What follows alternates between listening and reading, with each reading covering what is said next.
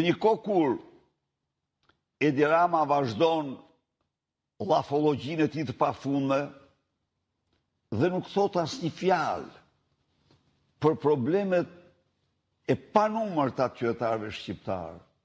Nafta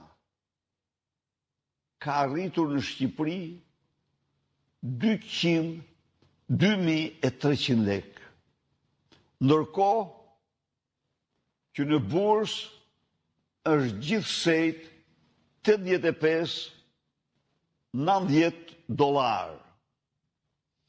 Por i kujtoj shqiptarët këtu se me 11 korrik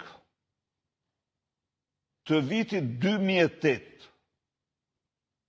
është një datë e veçantë, është data në cilën nafta në bursa ka patur çmimin më të lartë të 20 viteve të fundit.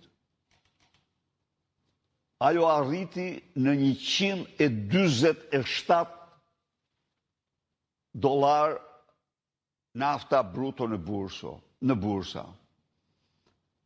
Në Shqipëri ajo shitej me 1.600 lekë, domethënë shitej 30% më lirë se sa shitet sot, kur në bursë kushton gjithsej $85.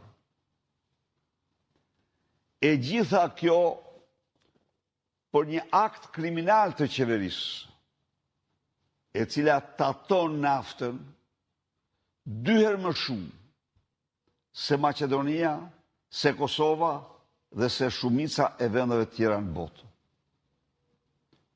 Por në qoftë se vendet tjera për naftën kompensojnë atë të paktën nga 50 deri në 100% të saj,